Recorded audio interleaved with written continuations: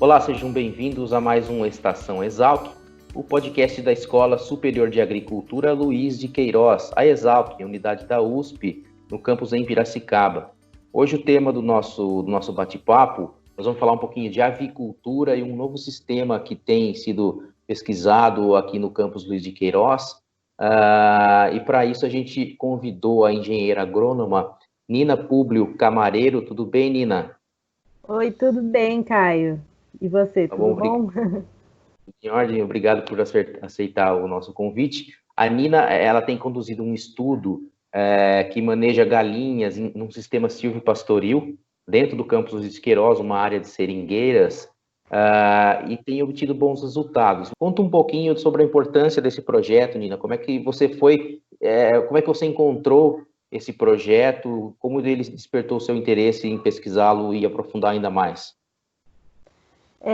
Bom, eu queria agradecer também pelo convite aí para a entrevista bom, atualmente eu estou tocando o projeto do professor Ciro de galinhas agroflorestais e a gente está com um experimento que está comparando dois sistemas de produção de ovos, né? Que seria um sistema em galpão, reproduzindo o sistema convencional, mas em sistema livre de gaiola, né? Então as aves ficam soltas no galpão, tem cama de serragem, e um outro sistema, que é o que a gente está querendo desenvolver agora, que é a produção de aves em sistema silvipastoril, né? Um sistema agroflorestal consorciado com seringueiras, produção de látex. Então, a gente introduziu essas aves em setembro, lá no Seringal, 2019. de 2019, e agora estamos acompanhando todo o desenvolvimento desses animais, a produção de ovos, e também estamos fazendo algumas análises de bem-estar e a qualidade desses ovos também. Então, eu estou fazendo um estudo comparativo, né, entre os dois sistemas, e a gente tem tido resultados bastante interessantes, assim, que eu pretendo me aprofundar mais agora no meu mestrado. Bom, Nina, você tocou um ponto importante aí, que é o bem-estar animal, né? A gente sabe que o setor de avicultura recebe críticas, né? É muito vigiado com relação a essa questão do bem-estar animal, e o seu projeto, conforme a gente ouviu aí as palavras do Ciro, também segue nesse sentido, para minimizar essa questão do bem-estar animal. Queria que você falasse um pouquinho dessa relação que o setor avícola tem com esse tema. Bom, a produção avícola, ela sofreu diversas transformações ao longo da sua história, né? A princípio, a criação de aves era principalmente por uma questão cultural, né? Tanto para ornamentação quanto as brigas de galo, e aí, com o tempo, o homem foi percebendo que ele poderia selecionar alguns animais para produção de ovos e carne, e aí foi acontecendo, né, ao longo de 8.000 anos, a domesticação desses animais. E, bom, a princípio, a criação de aves era feita nas casas das famílias, em fundos de quintal, e era uma produção bem pequena, assim, né, em pequena escala. E aí, aproximadamente na época ali da Revolução Verde, né, que a agricultura sofreu diversas transformações, né, um processo de industrialização de vários setores da agricultura. A avicultura passou por um processo muito semelhante, né? E aí a produção de carne, de frango e ovos também tomou proporções em larga escala, e esses animais foram se transformando em máquinas produtivas de carne e ovos, né? Só que essa produção em larga escala, em massa, muitas vezes esquece do pequeno detalhe de que aquele animal tem muitas necessidades também comportamentais, algumas necessidades físicas, né?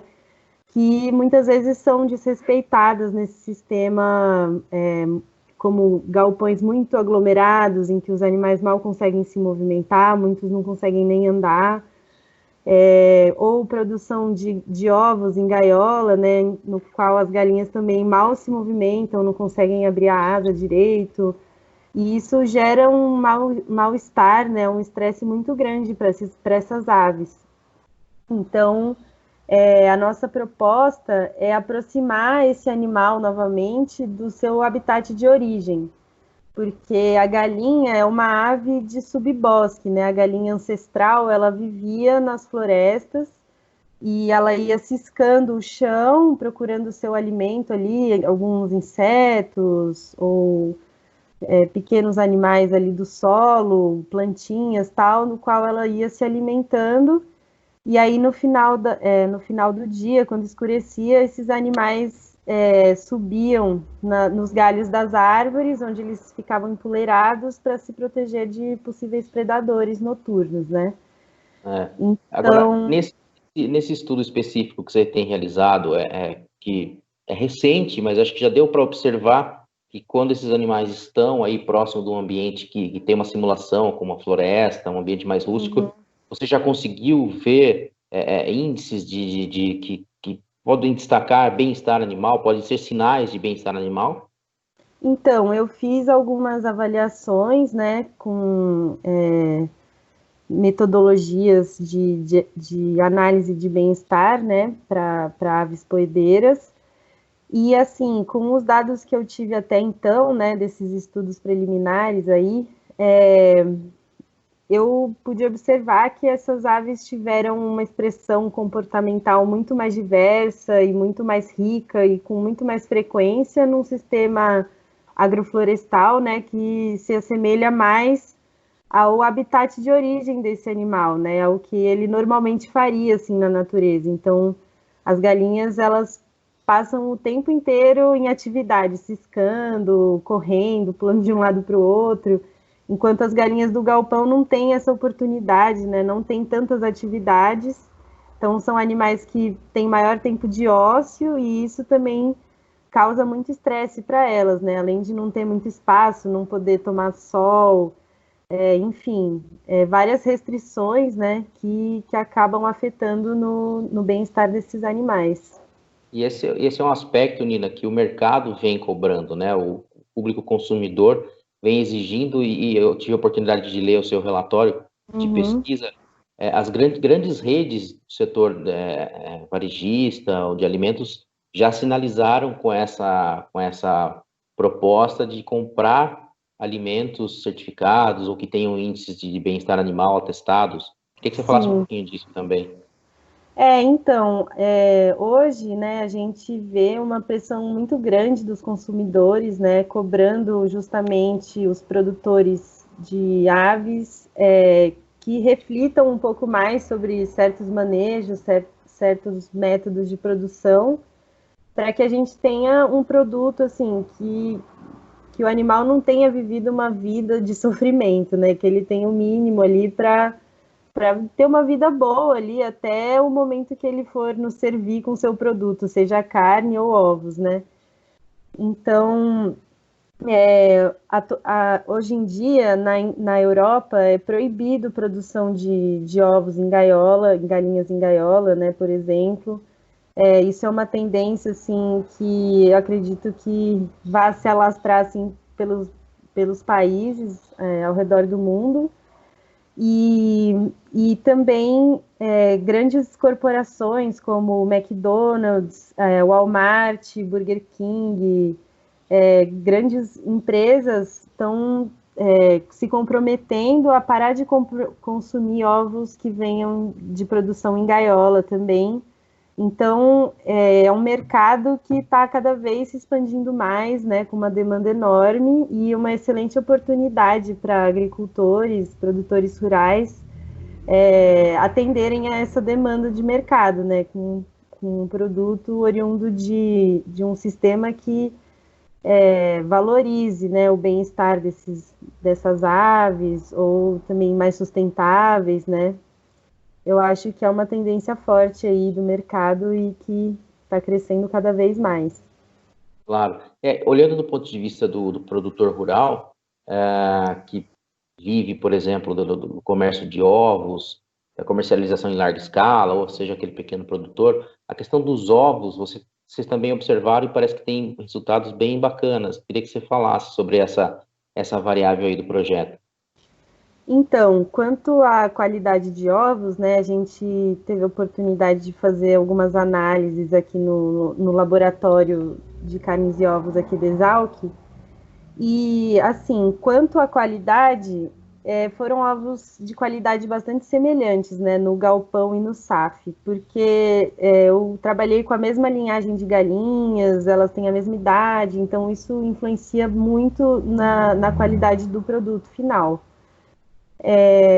Porém, houveram algumas diferenças, né? No galpão, a gente tem ovos um pouco mais pesados e maiores, né? Porque as galinhas também gastam menos energia se movimentando e tendo atividades, então são galinhas mais pesadas também, e isso reflete num ovo maior. Mas com relação à pigmentação da gema, que também foi uma das análises que a gente fez, as aves que estavam em sistema agroflorestal tiveram uma pigmentação mais acentuada da gema, o que agrega um valor maior de mercado, né? Porque aquela gema, um amarelo bem forte, quase alaranjado, traz a lembrança do ovo caipira, que remete à casa da avó e tal, e aí as pessoas estão buscando isso, né? Então, isso foi um resultado bem legal, assim, do projeto, né, que a gente viu que isso pode agregar um valor no produto final, né, o manejo que a gente dá para esses animais. Bacana, Nina. Você falou aí que você continua conduzindo o experimento, né? Ele não parou, mesmo nesse período de pandemia, a gente está vivendo aí essa época de isolamento social, mas eu queria que você falasse como é que tem sido o dia a dia, como é que você tem conduzido ainda esse experimento, porque a gente sabe que os pesquisadores têm sofrido bastante com esse período, né? Por falta de apoio, por ter que paralisar algumas ações, né? Como é que está sendo a condução do experimento nesse momento? Então, bom, não está fluindo como deveria, né? Justamente porque muitos setores estão parados, até os laboratórios da Exalc também, mas eu não pude parar minhas atividades justamente porque eu já estou criando essas aves, né? Não queria me desfazer delas. E também porque eu estou acompanhando todo o desenvolvimento, né, desses animais nesses dois sistemas e vai ser muito importante a gente ter um dado a longo prazo, assim, né?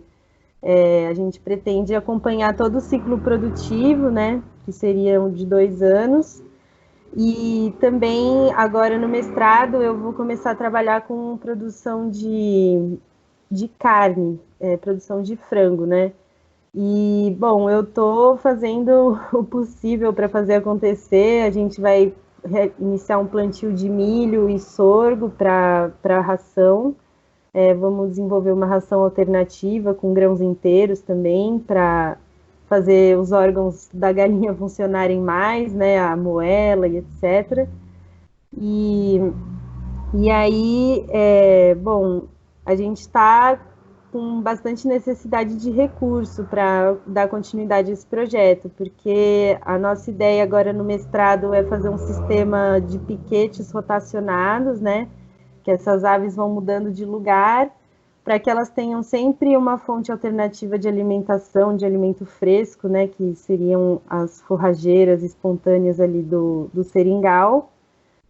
E que assim, não tem um grande valor nutricional, assim, para o frango, mas existem estudos que já comprovam que essa alimentação fresca de plantas forrageiras pode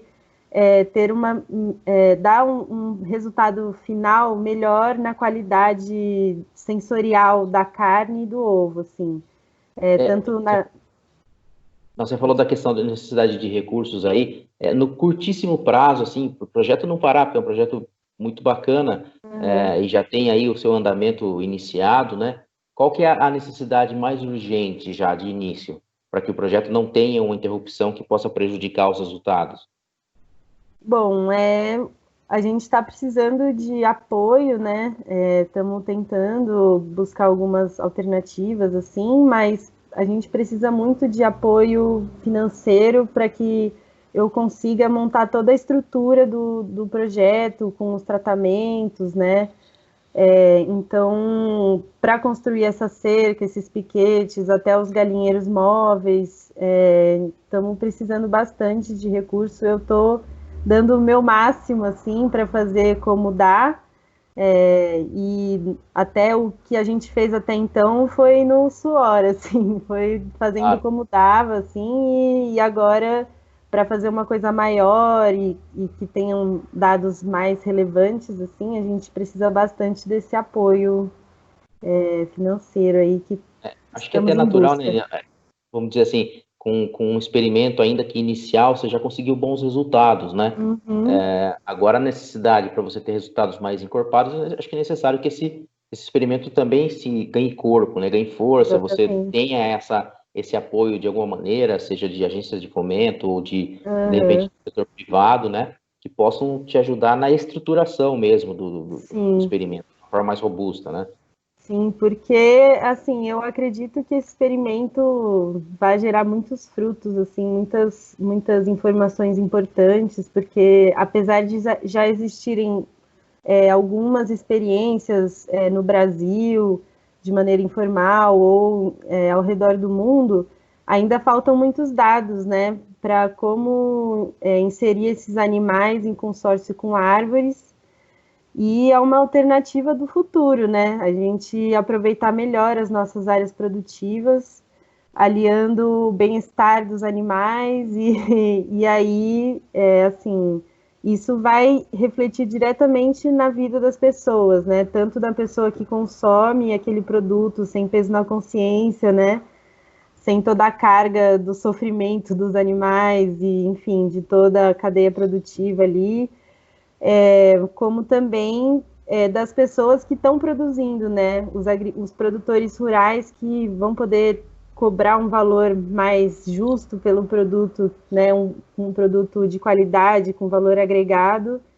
E é isso, a gente pretende melhorar a vida das pessoas no geral, assim, né? Essa é uma proposta bem ambiciosa, mas a gente acredita que esse projeto tem esse potencial. Legal.